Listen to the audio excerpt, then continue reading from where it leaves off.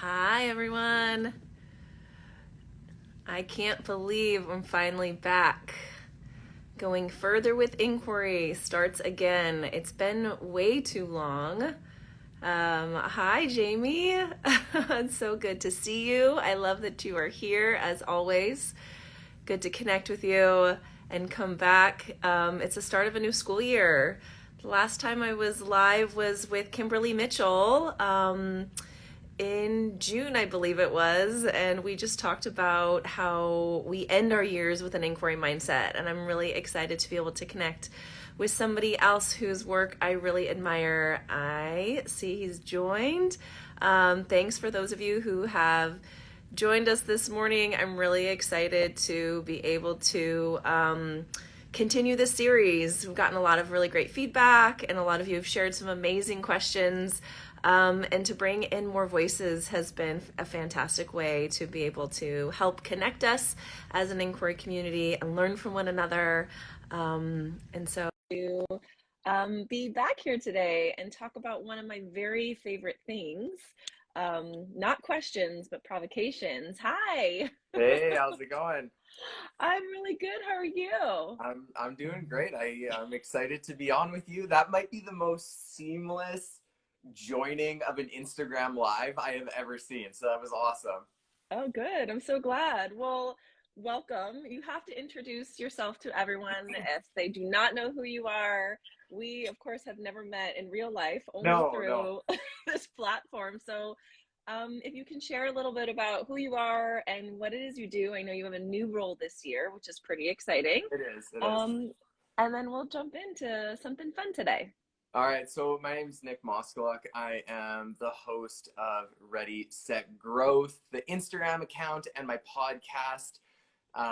My Instagram handle used to be called Do You Even Math? And then it evolved into a place where I was really keeping the podcast. And yeah, like you said, I am in a new role. I'm a district specialist right now. So a system math specialist with the Calgary Board of Education. It's literally like it's my dream position. I've I've been trying to get this one for a while, and I finally got it, and I just so excited to be doing the system work that I am with two of the most amazing math teachers I've ever worked with Kathy Beamer and Justin Bechtold. They're amazing. I love working with them, and my team is just incredible. That's fantastic. Well, congrats on the new role. Thank you. I love that you're talking about systems change and how you can make impact on the system. And so stepping into leadership roles or more formal leadership roles is a really great way to be able to make an impact. And Yeah. so, yeah, well, for those of you who don't know, Nick and I connected just, of course, like I said before, just on Instagram. He posts some really amazing provocations, or the way that he looks at the world to me is very thought provoking.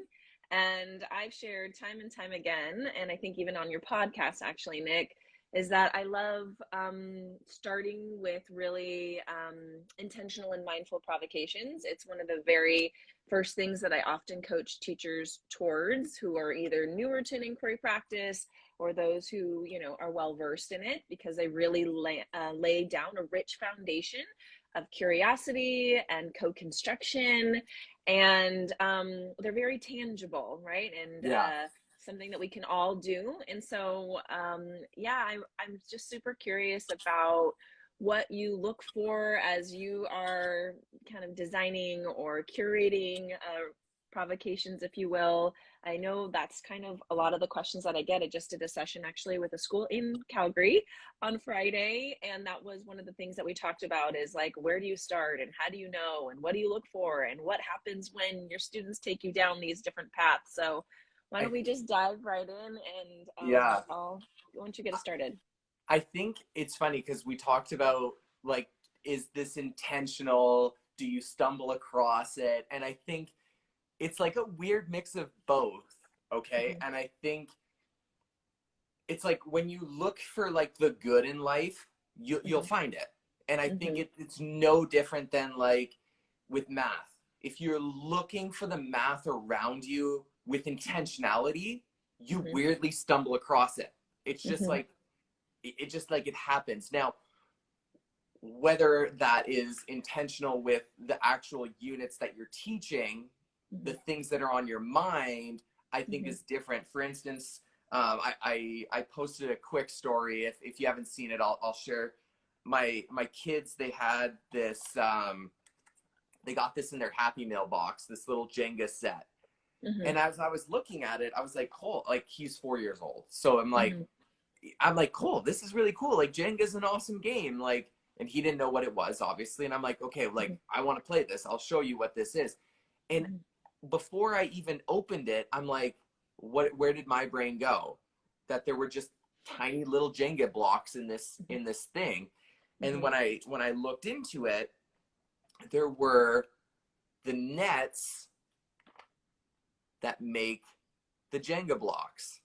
Oh, And very cool. it's really cool. And I'm not teaching shapes and space at this moment. I'm not really teaching anything to students at this moment, but it made me really think about like, how did all of these little nets fit in here, and the relationship between the volume, the space inside the Mm-hmm. nets of these blocks all fitting into here. And it's this relationship between maybe because I really love shapes and space, I love geometry, I love that spatial awareness, so I Mm-hmm. kind of look for questions. I just feel like I naturally see those questions because I like it. Mm-hmm. um but it's like a big question, like what is the relationship between surface area and volume? Mm-hmm. Like what a big question. And like with something like this, depending on where you are with it in a unit, I think if you're in Mm-hmm. the middle towards the end, like Mm-hmm. what a great provocation to bring to a class to say like, what is the relationship between these two things? Mm-hmm. How did they Mm-hmm. get to this point? Like, I don't know. To me, it's being intentional about seeing it, looking for it, Mm-hmm. and then like how do I weave it in? And I think another really, really big piece is that your own curiosities have to play a big part. They have to, you know, like again, when I was filling up my gas before going to work one day, and I saw above the gas tank, it was an advertisement for like Gatorade. It was like 2 for $5 or 3 for this. And you're like, Mm-hmm. is that a better deal? Like, is that a better deal? Like it was like 3 for $7 or something like that, or 2 for $5 Mm-hmm. or something like that. And you're like, Mm-hmm. is which one actually is better? Because I am Mm-hmm. spending more, but I'm getting more of a drink. But here I'm spending less and I'm still getting 2 bottles. Mm-hmm. So even before I dive into the math, what questions am I sitting with before I present something to kids? Yeah, and I think you lift up a couple of things that apply to math or any other subject as well. Of course, I know that we're talking about math today, is that how can we continue to be curious about the things that we're exploring, even if it's not connected to what it is that we're doing right now. Of course, you're with your son who's 4 and is not talking about nets and 3D shapes, but you're really being intentional and mindful with observing the world around you. And so that's how you maintain that inquiry mindset, and also just a presence too of what is happening all around you, which really is a mindfulness practice Yeah. actually, which is kind of a form of self-care. So Yeah. I love that you lifted that up, because so oftentimes our world is moving so quickly and so fast, and we're just trying to look for the thing that's going to fill the space in the moment, when in fact, when can we really be present in all of the things that we're exploring all of the time, Yeah. and consider, like you said, like what are the questions that I'm thinking? How can I perhaps jot some of those down? I'm a self-proclaimed not amazing math student, Nick. So when you're telling about all these math things that you're seeing, I was like, ooh, I wouldn't even know what that is. And so And I I might think I might avoid it. I think that plays a big part in it too, is that like when you're into a particular topic or unit, those things will be on your mind. But I think being intentional of like, okay, when I get to shapes in space, I really want to have some big questions to ask where it doesn't feel big, right? Like there's not necessarily like one problem with this. Like, Mm-hmm. it allows for space for kids to enter in an equitable way where Mm-hmm. it doesn't, like, I could take this as far as I want, or I Mm-hmm. could literally take it as, with some kids where it's like, okay, find the find the surface area of this, and if that's where Mm-hmm. you're at, that's where you're at. And Mm-hmm. what is the relationship between this block and this container? Mm-hmm. How do their volume, maybe it's like, is their volume proportional? Mm-hmm. Like, is there a relationship between the volume of this block and this container Mm-hmm. somehow? And maybe there Mm-hmm. isn't, but it would be a Mm-hmm. great place for a kid to explore. Mm-hmm. I know how to find volume, and Mm-hmm. that's where I'm at. Okay, Mm-hmm. great. What is the relationship between those two things? And maybe there is, and maybe there isn't. I Mm-hmm. don't know. Mm-hmm. But I think, I think it allows for us to engage in math that allows for kids to strengthen their own mathematical identity in a way that doesn't feel like it's being forced on them either. Mm-hmm. And you know, I'm really, I love a yeah, but, so I'm going to give you one of those, Nick. Okay. Yeah, but I still have content to teach. And so how do I create space in which I feel okay as the facilitator, the educator, to allow my students to enter to that place when I'm supposed to be teaching content that's over here? Because there's that ebb and flow all the time of that challenge that teachers feel in regards to time and teaching their content. So what would you say to that? Yeah, but. I would say the work of slowing down and allowing multiple entry points will provide you with some of the strongest assessment feedback loops that you have ever seen. You will Mm-hmm. know your, yeah, but you will know your kids better than you will ever know them before, rather than always, we do this thing, and I've done it. I trying to not do it as much, where it's like, I'm waiting till the end to find out what they know. Mm-hmm. And then what? And then we Mm-hmm. find ourselves like, oh man, they didn't know that. But if I do Mm-hmm. that at the beginning, I Mm-hmm. know the path to take with every single kid at the Mm-hmm. beginning, rather than Mm-hmm. like, they know it. I know they Mm-hmm. know it. We've done all this work. How can they Mm-hmm. not know it? And then you Mm-hmm. get to the end and you find out there are missing pieces to what Mm-hmm. you thought they knew.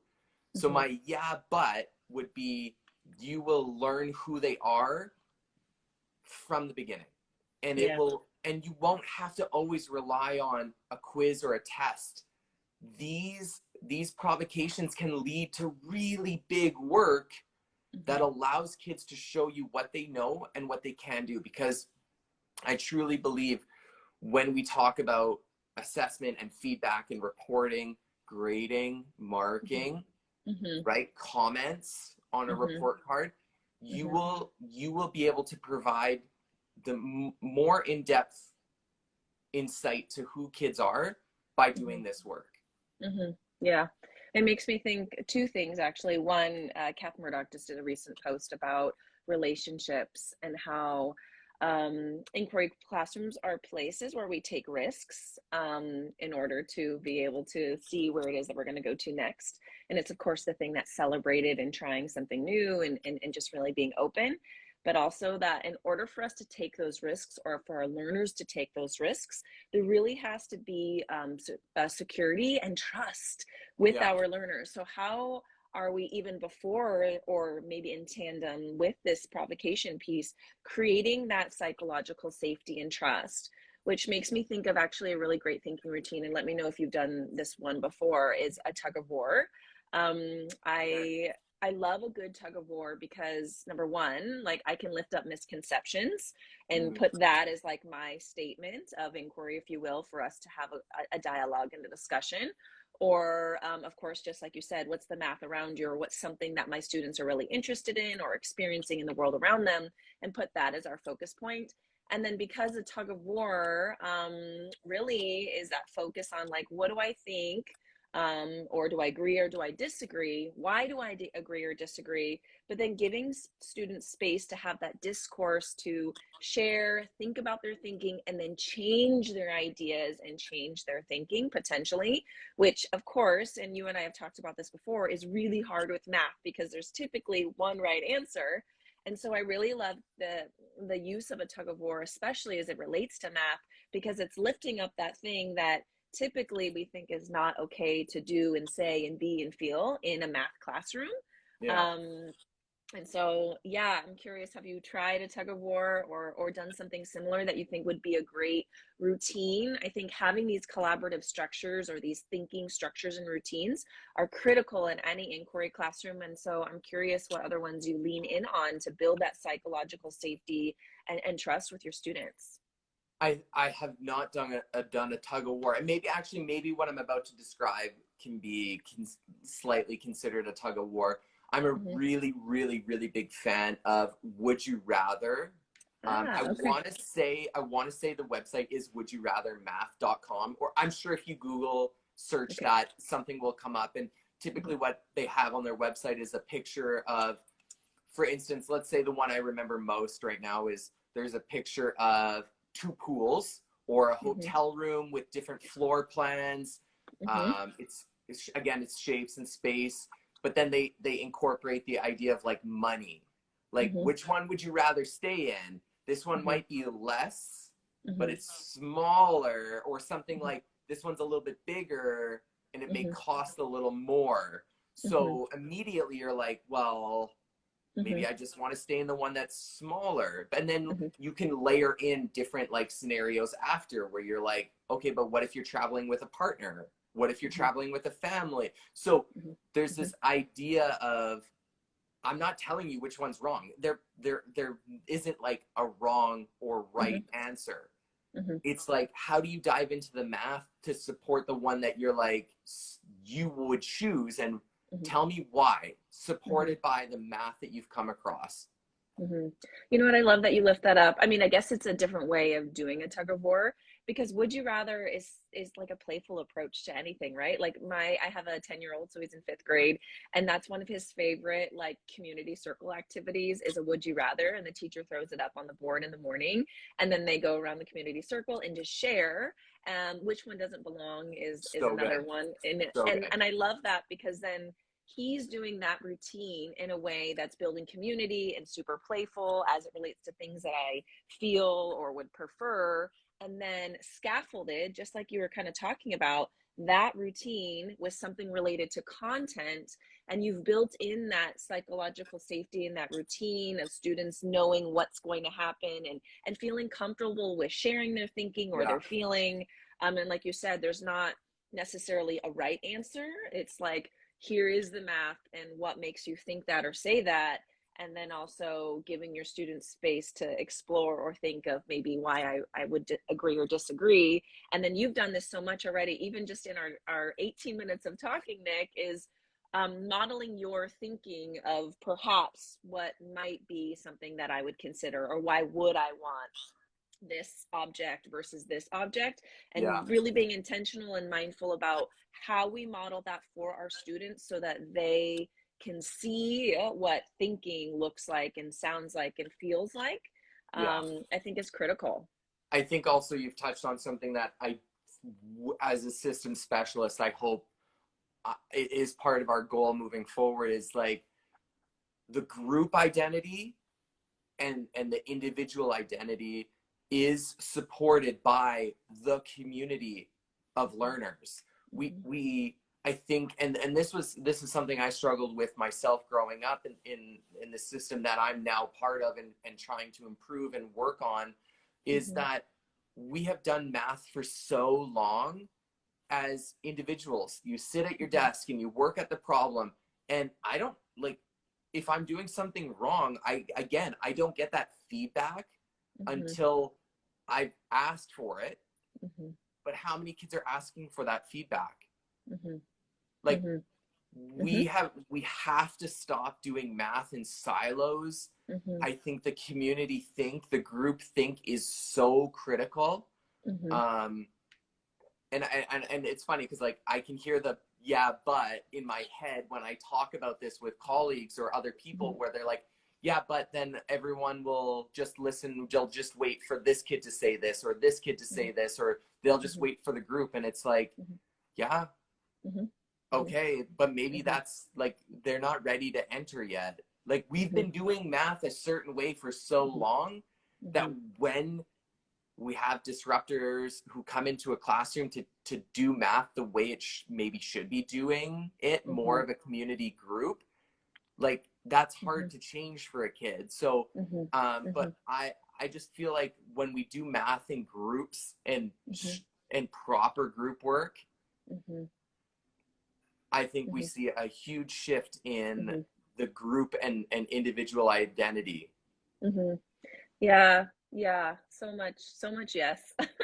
And also, I wonder if those who feel maybe a little bit resistant to some of the things we're proposing or trying something on for size, I wonder if when we take a look to stop and pause and consider what's happening in our classrooms, as it relates to that identity or that community piece, how we can do math together, what skills do our students need in order to be able to fill in the blank, right? And how can we scaffold experiences for them to get there?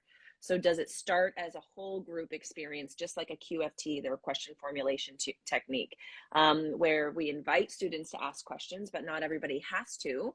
And then we scaffold opportunities for students to turn and talk really mindfully with maybe some sentence stems to structure that conversation. We give students feedback as they're maybe working independently on their assignment. Like, hey, Nick, I noticed that you're using a strategy we talked about in our last unit. I'm really curious to know what connections you're making, and how that, just like you were saying, is some really great feedback that we can be really mindful and intentional and scaffold to give our students the skills and self-awareness of who they are as learners. Yeah, and one of our, somebody jumping in today is asking if this is with our lower grades too, and what would you say to that? Does this apply? 100%. I think that's where this work has to really start and be used strongly. I think, you know, for instance, like I think with my own experience teaching in Division 1, when I taught grade 2, I use gallery walks and we use sticky notes. And even for instance, I think when we see work that we want to showcase, we want to expose the whole group to whole little kid, like Div 1 kids don't know how to do that. They just don't. So we have to be the ones to model it. So when we see work that we like, we see work that, hey, oh, I know there's a step missing in here. I will write that up on the board as if it was me. So we're not putting kids in a position that they can feel like, oh, I know that's mine, because we're literally putting their work up on the board. We look for those misconceptions in their work and we model like a number talk of, okay, what do you think challenged this person? And then having that conversation with a group to be like, oh, they did really well here, but I think something went wrong here.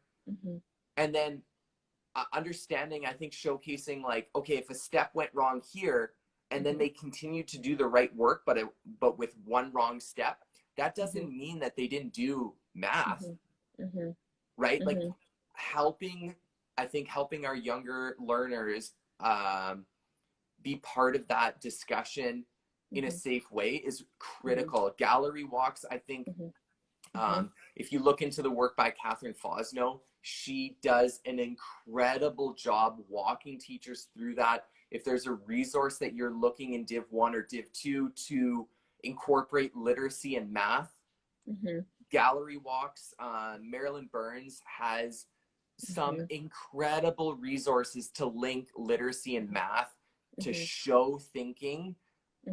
If you're in Div 1, Div 2, that's where I think you need to be going, is linking literacy to this mathematics.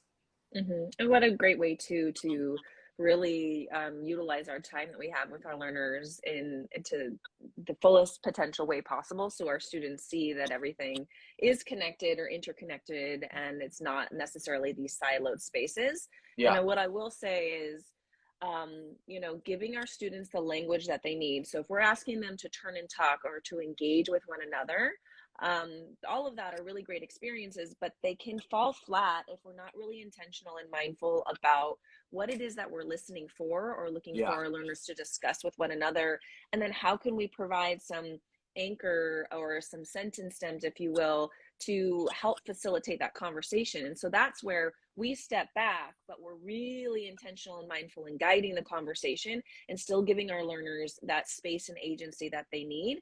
And Yeah. then two, I think it helps us as teachers feel comfortable with letting go, because we know that our learners will potentially probably go down where it is that we need them to go. Just like with provocations, you know, we're really mindful about the things that we're lifting up and how is it connected. And we even ask ourselves, just as you did with this prize from the fast food restaurant, is what kinds of questions might my learners ask? And Yeah. even though something might be a really cool provocation, it's not going to necessarily have the legs that it will have if we're really not mindful of like asking and knowing what our learners may or how they might Yeah. enter that conversation. So yeah, some really great structures and things to consider. I think you kind of touched on something where, so on Friday my district had it was Indigenous Peoples Day, where we really looked at a lot of different topics, but at one point our speaker was talking about, just to remind us that within Indigenous cultures, when we work with really any children, but particularly Indigenous students, is that in their culture, that students are teachers. We learn from kids, and I think that's something with provocations to keep in mind with all our learners, but Mm-hmm. something that came up with our work Mm-hmm. to improve how we Mm-hmm. work with Indigenous students, Mm-hmm. a group that needs our attention desperately. Mm-hmm.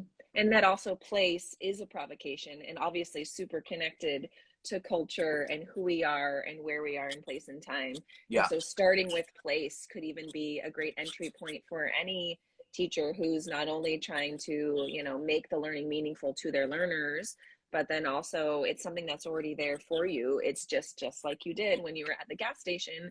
Are we stopping and pausing to notice what is happening yeah, around us and giving ourselves space to be really curious, and notice? And if we're not, then that's a really great place to start. And two, before I know it's our 30-minute mark, you know, it could be something as simple as bringing our students outside to a space and saying, like, what's the math? Where do you yeah, see math here? And letting 100%. them go and explore and then see what it is they lift up and how can you connect that to what it is you have to cover.